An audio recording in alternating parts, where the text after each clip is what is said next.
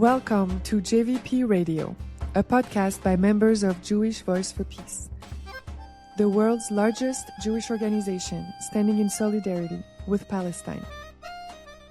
We're here to learn together from our diverse community of JVP members and leaders, as well as our partners across the movement for Palestinian liberation and collective freedom.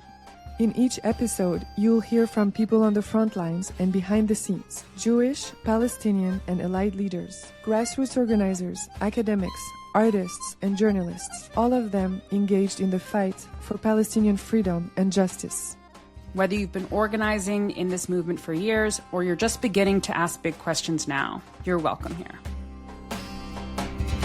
Some key questions that we'll ask are: what can we learn from each other and from leaders that we are inspired by? What can we learn from our wins and losses? What can we do to resist fascism and create a just world?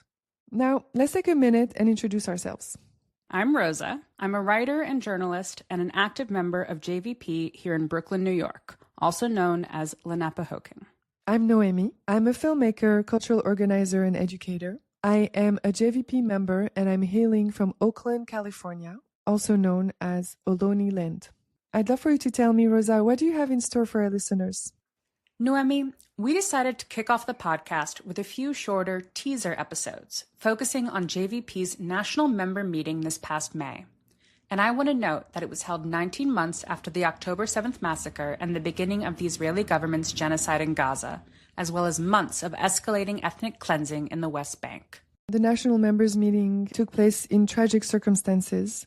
I was not there, but Rosa, you were there and you conducted interviews with our team. Let's hear from some of the people you spoke with.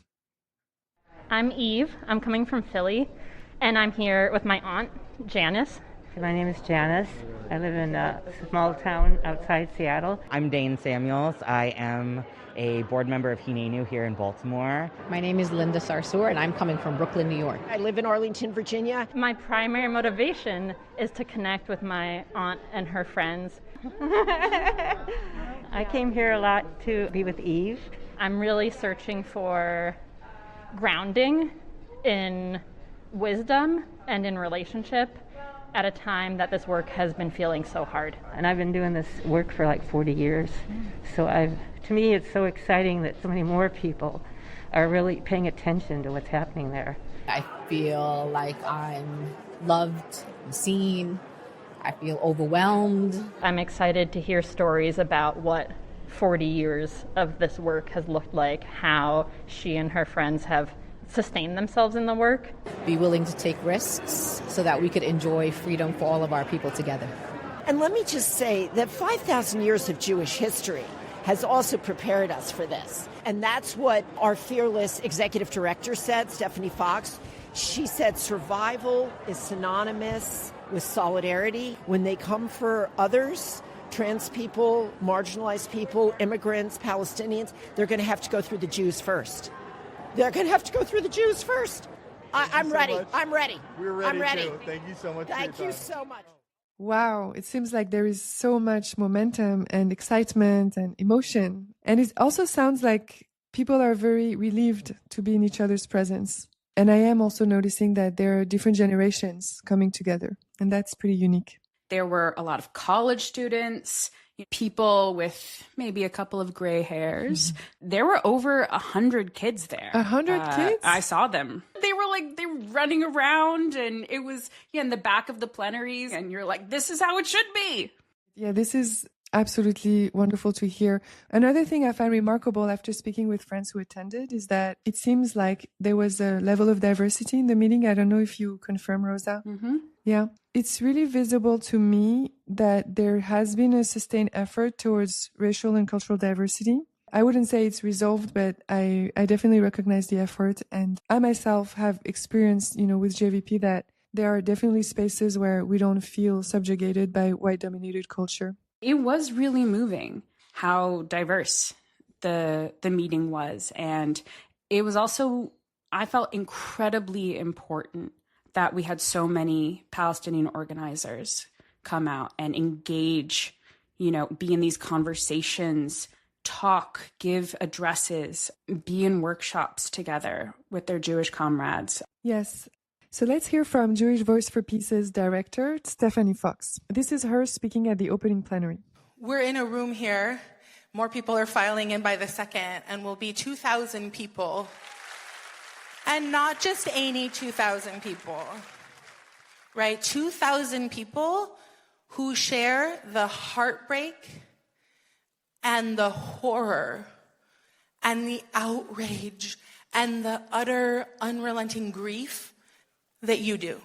And all the more that we get to feel that inside of the dissonance of a Western world and under a political establishment that against all basic moral human reaction suggests we can just live in a world where the Israeli military with U.S. bombs relentlessly massacres journalists and doctors and grandparents and babies in their tent camps and their hospitals and their food lines, that we're supposed to just go blithely about our days and drop our kids off at school and wander through the aisles of the supermarket while the Israeli regime with the U.S. backing intentionally starves 2.4 million people and kills Palestinian children at a rate of 100 precious babies a day.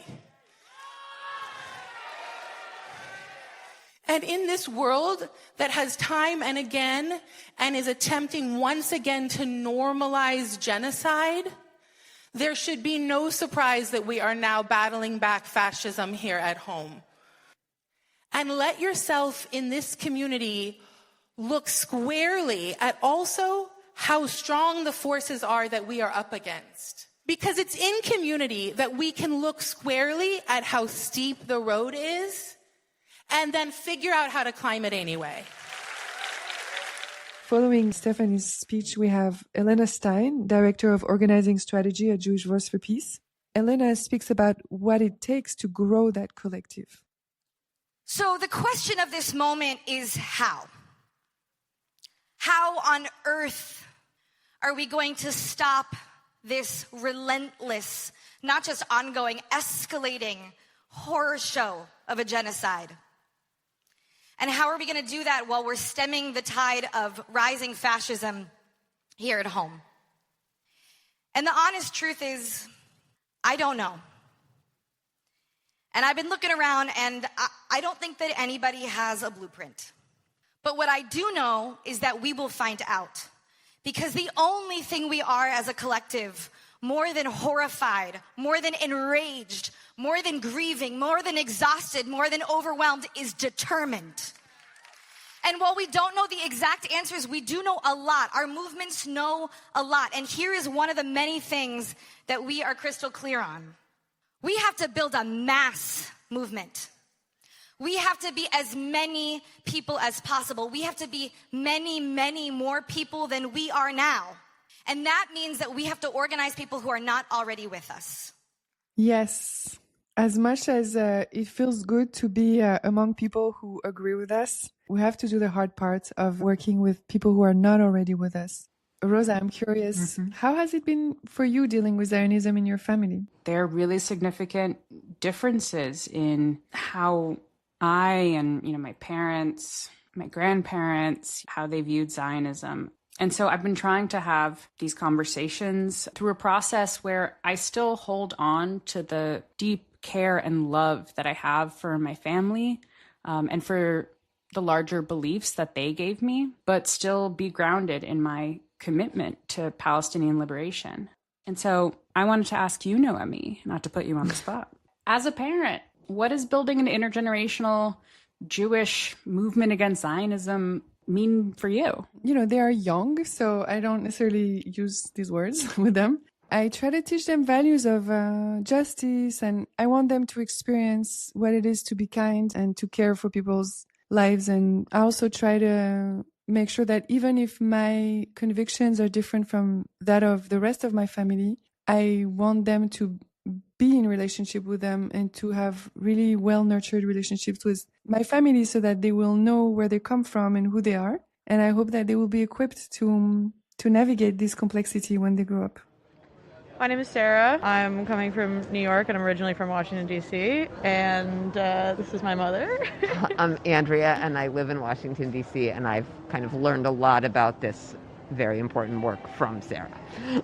Tell me about what it's like being here together as parent and kid. I think the sort of Jewish tradition I come from is more of a humanist, like moral one of we have not necessarily been like the radicals of every generation, but like accept and value human life and truth and honesty and the dignity of people. I feel like that's why you like also maybe are here.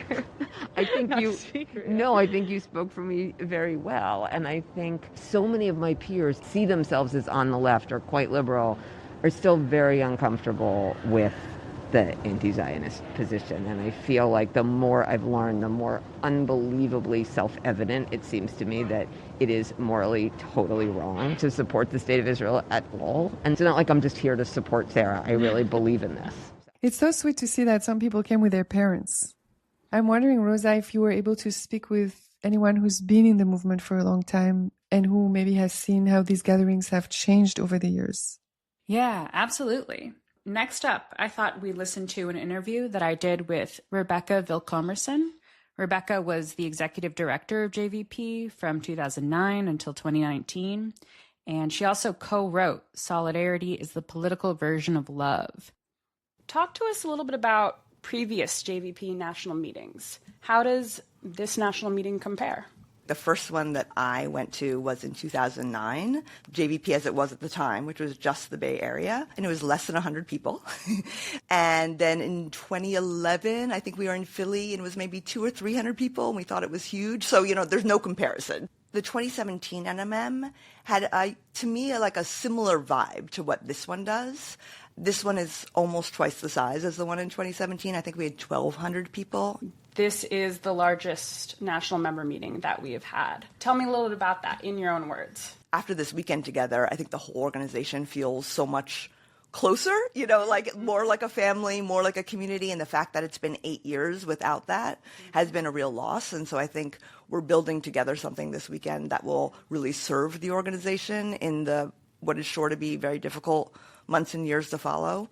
I'm wondering if there are any lessons that stand out to you when it comes to making sure that we really center our Palestinian comrades in this work. To me, the most key thing is that we're building real ongoing relationships.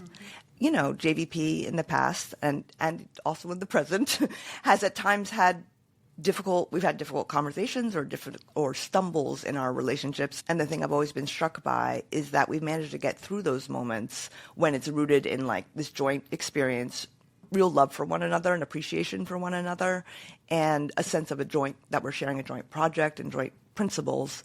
And when you have all those things, then you can sit down and talk. Mm-hmm. And actually the 2017 NMM, we started with this big klezmer band coming in, and there was like very joyous dancing. And we had made a huge effort to get Palestinian allies and comrades there. It was a JVP conference and therefore a Jewish national membership meeting, but there was also tons of other movement people there. And some Palestinians there had a really, really strong response against it. They really felt like, how can you be dancing and joyful when this is on our backs? Mm-hmm. And after the NMM, a number of them told us that. It was hard. You can see that things have shifted now at this NMM, and lessons have been learned from that. And, again, I think that's rooted in the attention to the relationship. Adala Justice Project is a Palestinian advocacy group in the U.S. that works to change public opinion and government policy on Palestine. I actually got to sit down with Rend, who works at Adala. You might know them as official Jake Gyllenhaal on Instagram or fake Gyllenhaal on TikTok. One thing we talk and think, and I'm always thinking about, is how Palestinian safety and Jewish safety are connected, yes. How they could be tied together. What are your thoughts? When I'm in a space like here today at the convening and being surrounded by so many comrades who I'm in principle struggle with about what it means to have liberation from Zionism, as a Jewish person, as a Palestinian person, this whole world opens up, this whole beautiful world that we can create where everybody's safe, you know? It's like we can actually all be safe and we can ensure each other's safety. How do I know that? Because we are doing it. How have people become aware to that? Like, tell us about how that process has been watching it. I'm of the belief that most people actually are against genocide, and they either don't know what to do to stop it or don't think they have the power to stop it. The question is the strategy. How do we get them to actually move and do something? What would you say to that if I asked you that question? Identifying where your power is, what institution that you can actually impact. For instance, in upstate, what's the issue with rural communities? The issue with rural communities is that a lot of the jobs are in weapons manufacturers, like a protest at a weapons manufacturing site, right? It's bringing attention to the fact that you deserve better jobs. You deserve jobs that aren't about building weapons to destroy the planet. Like, no, you deserve to have a job that has meaning, that's something that you want to do, something that pays you well, and that doesn't support genocide, right? And that segues into the city. One of the ongoing campaigns we have as queer and trans activists here and globally, but in the United States specifically, is HRC. Human Rights Campaign is one of the biggest LGBTQ rights organizations, or so they call themselves. They are financially tied up with Northrop Grumman, which is a weapons manufacturer that directly supplies weapons to Israel. And the first question is, what is a weapons manufacturer doing in our safe spaces? That's not okay. You clearly don't represent us if you're saying we support your rights, but we're going to go kill people overseas. We had rallies outside of their galas. One of the successes that we witnessed in real time was that people were coming out of the event saying, we didn't know this was happening, and now we're defecting from this event. We don't want anything to do with this gala. Taking that cultural impact, continuing with that battle, which I think we've won, but continuing it and going to the material places, right? And actually cutting off that funding, because that is how the bombs stop. We have that power. We in the United States, we are the ones paying tax dollars to kill people, so we actually are the ones with the utmost responsibility to stop it. Mm-hmm. It was such a privilege speaking with Rend, with Rebecca, and with all our other interviewees. In the next episode, you'll hear more from speakers like Noura Erakat and Robin D.G. Kelly. If you listening have a particular theme that you want us to address or someone that we absolutely have to talk to, please reach out. We really want to hear your ideas. Email us at podcast@jewishvoiceforpeace.org. Definitely, we'd love to hear from you. Stay up to date with the information you need to know across our movement by signing up for the JVP Wire.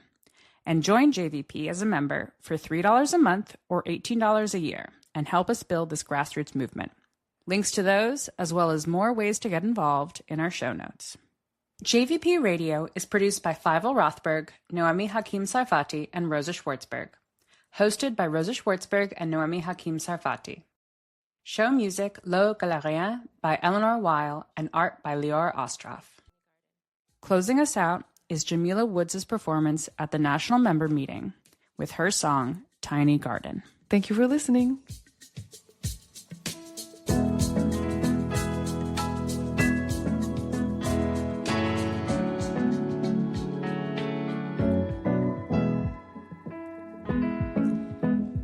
Put my hand by yours so you know I wanna hold it. I say my prayers at night, but I know who controls it. I've fallen hard for you, but I know I don't show it. I take your love for me, but I know I don't own it. Said it's not gonna be a big production. It's not butterflies or fireworks. I said it's gonna be a tiny garden, but I'll feed it every day. I'll feed it every day. I'll feed it